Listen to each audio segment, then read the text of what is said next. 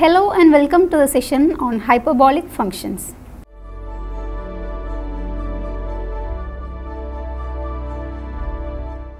Algebraic function of z is a function w is equal to f of z, which is a solution of the polynomial equation p naught of z w raised to n plus p1 of z w raised to n minus 1 plus etc. plus pn minus 1 z w plus pn of z is equal to 0, where p naught not equal to 0, p1 of z, p2 of z, etc. pn of z are polynomials in z and n is a positive integer. Polynomials and rational functions are special cases of algebraic functions. Transcendental functions are those which cannot be expressed as an algebraic function. Logarithmic, trigonometric, hyperbolic and their inverses are transcendental functions. Elementary functions consist of algebraic functions, transcendental functions and their functions derived from them by a finite number of algebraic operations of addition, subtraction, multiplication, division and root taking. In other words, an elementary function is a function of one variable built from a finite number of exponentials, logarithms, constants and nth roots through composition and combinations using the four elementary operations addition, subtraction, multiplication and division. By allowing these functions and constants to be complex numbers, trigonometric functions and their inverses become included in the elementary functions. The roots of equations are the functions implicitly defined as solving a polynomial equation with constant coefficients. For polynomials of degree 4 and smaller, there are explicit formulae for the roots. The formulae are elementary functions. Elementary functions were introduced by Joseph Liouville in a series of papers from 1833 to 1841. An algebraic treatment of elementary functions was started by Joseph Fell-Street in the 1930s. We consider here various elementary functions studied in calculus and define corresponding functions of a complex variable. To be specific, we define analytic functions of a complex variable z that reduce to the elementary function in calculus when z is equal to x plus I0. Hyperbolic functions are analogous of the ordinary trigonometric or circular functions. The basic hyperbolic functions are the hyperbolic sine, that is sin h, and the hyperbolic cosine, cos h, from which are derived the hyperbolic tangent, tan h, and so on, corresponding to the derived trigonometric functions. The inverse hyperbolic functions are the area hyperbolic sine or AR sin h, also called A sin h or sometimes arc sin h and so on. Just as the points, the ordered pair cos t sin t form a circle with a unit radius, the points ordered pair cos h t sin h t form the right half of the equilateral hyperbola. The hyperbolic functions occur in the solutions of some important linear differential equations. For example, the equation defining a catenary of some cubic equations and of Laplace equation in Cartesian coordinates. The latter is important in many areas of physics including electromagnetic theory, heat transfer, fluid dynamics and spatial relativity. The hyperbolic functions take real values for a real argument called a hyperbolic angle. In complex analysis, they are simply rational functions of exponentials and so are meromorphic. Hyperbolic functions were introduced in the 1760s independently by Vincenzo Riccati and Johann Heinrich Lambert. Riccati used SC and CC, cosinus circulare, to refer to circular functions and SH and CH, cosinus hyperbolico, to refer hyperbolic functions. Lambert adopted the names but altered the abbreviations to what they are today. The abbreviations SH and CH are still used in some other languages like French and Russian. The hyperbolic sine and cosine of a complex variable are defined as they are with a real variable, that is sin hz is equal to e raised to z minus e raised to minus z divided by 2 and cos hz is equal to e raised to z plus e raised to minus z divided by 2. Since sin hz and cos hz are defined in terms of exponential function which are entire, thus sin hz and cos hz are also entire. Also, derivative of sin hz with respect to z, that is d by dz of sin hz is equal to d by dz of e raised to z minus e raised to minus z divided by 2, which is equal to e raised to z plus e raised to minus z divided by 2, which is cos hz. Also d by dz of cos z, which is equal to d by dz of e raised to z plus e raised to minus z divided by 2, which is e raised to z minus e raised to minus z divided by 2, which is sin hz. That is, the derivative of sin hz is cos hz and the derivative of cos hz is sin hz. Recall that sin z is equal to e raised to iz minus e raised to minus iz divided by 2i and cos z is equal to e raised to iz plus e raised to minus iz divided by 2.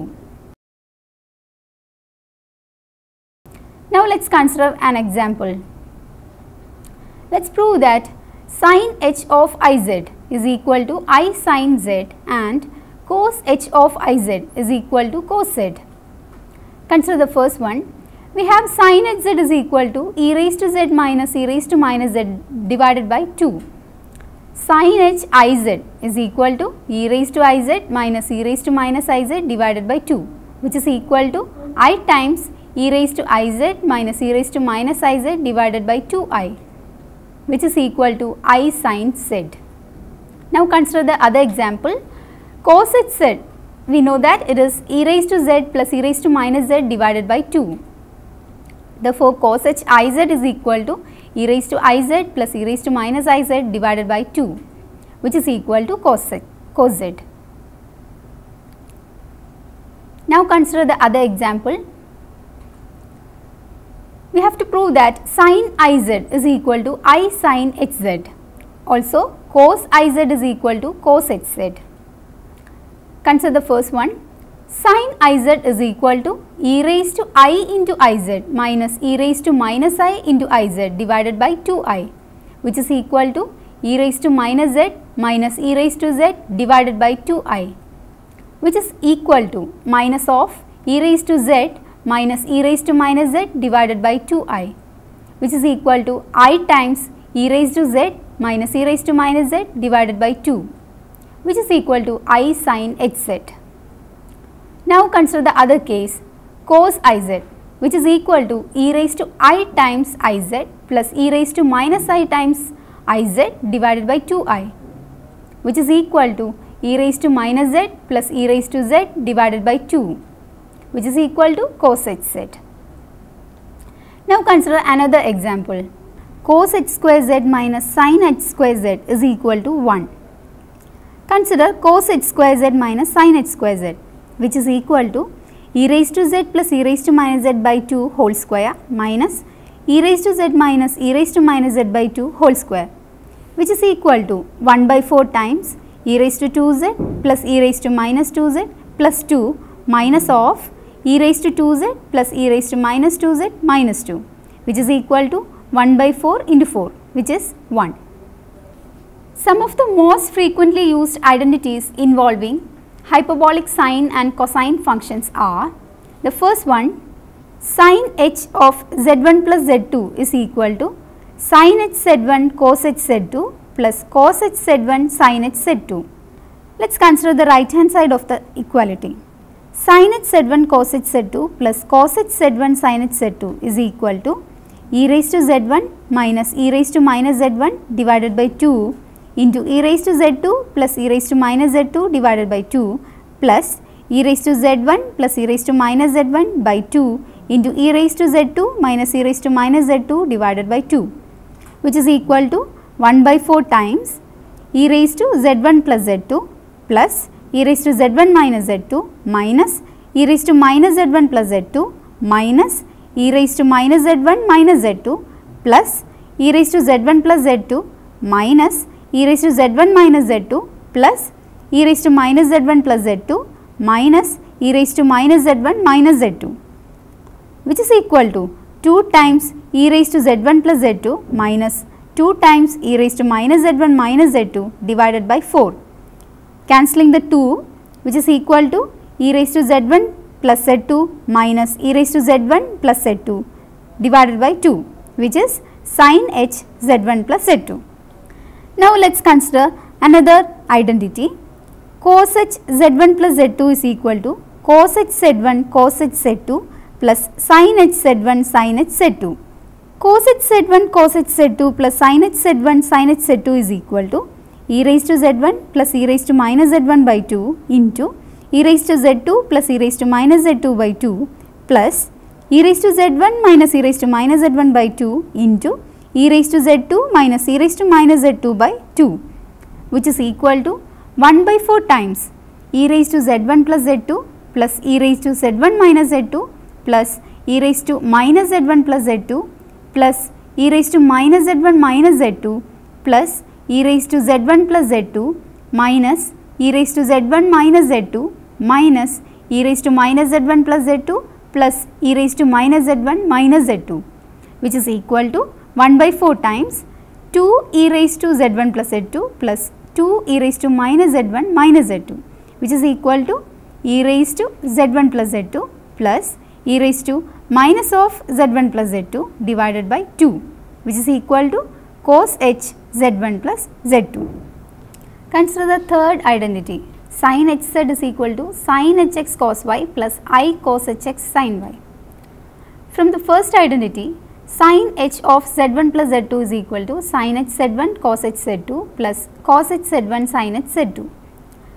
We have sin hz is equal to sin h of x plus iy, which is equal to sin hx cos h iy plus cos hx sin h iy, which is equal to sin hx cos y plus I cos hx sin y, because cos h of iy is equal to cos y and sin h of iy is equal to I sin y. We have another identity, the fourth one, cos hz is equal to cos hx cos y plus I sin hx sin y. From the second identity, we know that cos h of z1 plus z2 is equal to cos h z1 cos h z2 plus sin h z1 sin h z2. Cos hz is equal to cos h of x plus iy, which is equal to cos hx cos h iy plus sin hx sin h iy, which is equal to cos hx cos y plus I sin hx sin y, since cos h of iy is equal to cos y and sin h of iy is equal to I sin y. We have another identity, modulus of sin h z whole square is equal to sin h square x plus sin square y. We have sin h z is equal to minus I sin I z. Therefore, modulus of sin h z whole square is equal to sin I z whole square. Modulus of sin h z whole square is equal to modulus of sin I of x plus iy whole square, that is modulus of sin of minus y plus ix whole square, that is equal to sin square y plus sin h square x, since sin x plus iy whole square is equal to sin square x plus sin h square y. Similarly, modulus of cos h z whole square is equal to sin h square x plus cos square y. Now, let us prove that sin h z and cos h z are periodic with period 2 pi I. Sin h of z plus 2 pi I, which is equal to 1 by 2 times e raised to z plus 2 pi I minus e raised to minus of z plus 2 pi I, which is equal to 1 by 2 times e raised to z minus e raised to minus z, since e raised to 2 pi I is equal to 1. This is equal to sin h z. Cos h of z plus 2 pi I is equal to 1 by 2 times e raised to z plus 2 pi I plus e raised to minus of z plus 2 pi I, which is equal to 1 by 2 times e raised to z plus e raised to minus z, since e raised to 2 pi I is equal to 1 and it is equal to cos h z. Note that cos h of minus z is equal to e raised to minus z plus e raised to z divided by 2, which is equal to cos hz, and sin h of minus z is equal to e raised to minus z minus e raised to z divided by 2, which is equal to minus of e raised to z minus e raised to minus z divided by 2, which is minus sin hz. That is, sin hz is odd function, whereas cos hz is even function. The zeros of sin hz are plus or minus n pi I, and the zeros of cos hz are z is equal to plus or minus n plus half pi I, where n varies from 0, 1, 2, etc. The hyperbolic tangent of z is defined by the equation tan hz is equal to sin hz divided by cos hz, and is analytic in every domain in which cos hz not equal to 0. The other functions are defined as cot hz is equal to 1 by tan hz, sec hz is equal to 1 by cos hz, and cosec hz is equal to 1 by sin hz. It is straightforward to verify the following differentiation formulas, which are the same as those established in calculus for the corresponding functions of a real variable. Derivative of tan hz with respect to z is equal to sec h square z. The derivative of cot hz with respect to z is equal to minus cosec h square z. Also, the derivative of sec hz with respect to z is equal to minus sec hz tan hz. Also, the derivative of cosec hz with respect to z is equal to minus cosec hz cot hz. Consider another example. Find all roots of the equation tan hz plus 2 is equal to 0. Consider tan hz plus 2, which is equal to sin hz divided by cos hz plus 2, which is equal to 0.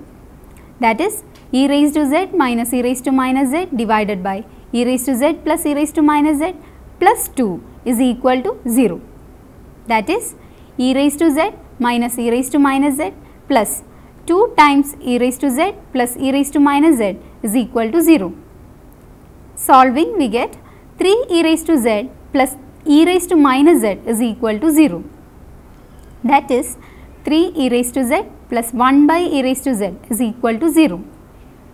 That is, 3 e raised to 2z is minus 1, that is 3 e raised to z whole square is equal to minus 1, which means that e raised to z is equal to minus 1 by 3 raised to 1 by 2, that is 1 by root 2 times I, which is equal to 1 by root 3 e raised to I times pi by 2 plus or minus 2n pi. That is, e raised to z is equal to e raised to minus half log 3 plus I times pi by 2 plus or minus 2n pi. That is, z is equal to minus 1 by 2 log 3 plus I pi times 2n plus 1 by 2, where n varies from 0 plus or minus 1 plus or minus 2, etc. Consider another example. Find the real and imaginary parts of sec hz.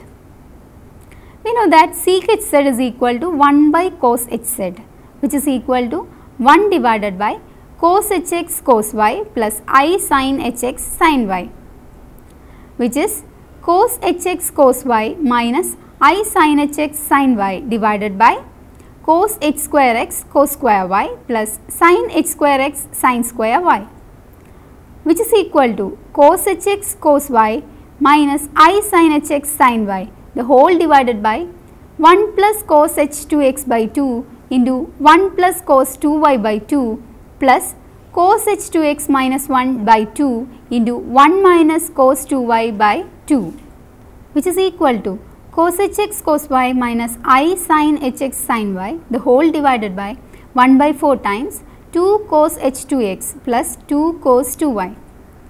The real part of sec h is equal to 2 cos hx cos y divided by cos h2x plus cos 2y.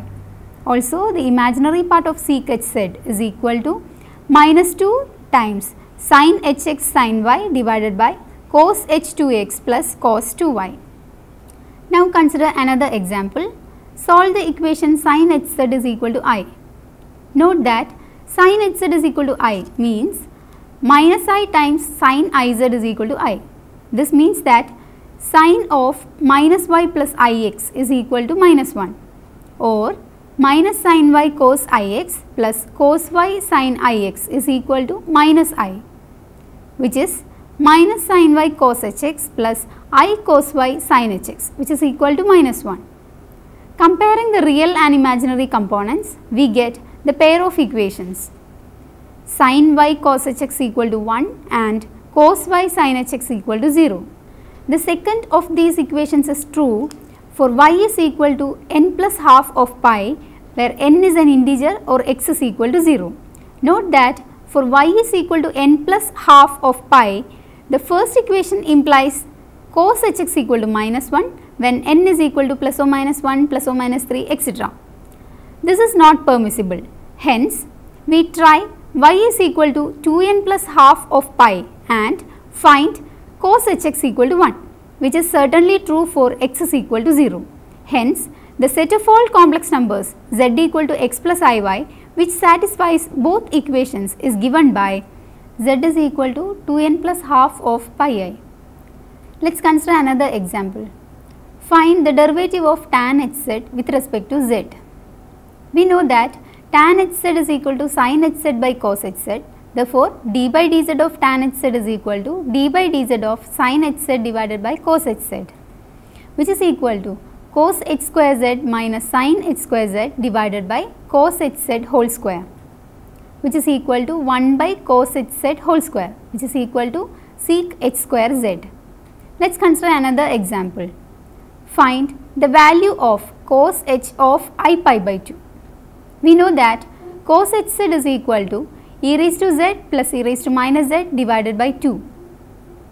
Therefore, cos h of I pi by 2 is equal to e raised to I pi by 2 plus e raised to minus I pi by 2 whole divided by 2, which is equal to cos pi by 2 plus I sin pi by 2 plus cos pi by 2 minus I sin pi by 2 whole divided by 2, which is equal to 0. Let me summarize the topic. From this section, a learner goes through one of the elementary functions called hyperbolic function, which is a stepping stone to various other complex elementary functions. The various properties of the hyperbolic functions are discussed, and the assignment section helps him to analyze how much he is thorough with the topic. Now you can try to answer these questions. The first question, show that sin h z plus pi I is equal to minus sin hz and tan h of z plus pi I is equal to tan hz. The second question, why is the function sin h e raised to z is entire? Write its real part as a function of x and y and state why that function must be harmonic everywhere. And the third question, find all roots of the equation sin hz is equal to I. The fourth one, locate all zeros and singularities of the hyperbolic tangent function. And the last question, show that modulus of sin hz whole square is equal to sin h square x plus sin square y. You can refer the textbooks and websites. The Complex Variables and Applications 6th edition by James Ward Brown and Ruel V. Churchill, published by McGraw-Hill International Editions. Second book, The Complex Variables Introduction and Applications by Mark J. Ablowitz and Athanasius S. Fokas, Cambridge Texts in Applied Mathematics. Third book, Complex Variables by Herb Silverman, Houghton Mifflin Company, Boston. Also, refer the websites www.mathworld.wolfram.com, also www.wikipedia.org. Hope that you have enjoyed this session and we can meet again with another topic. Thank you.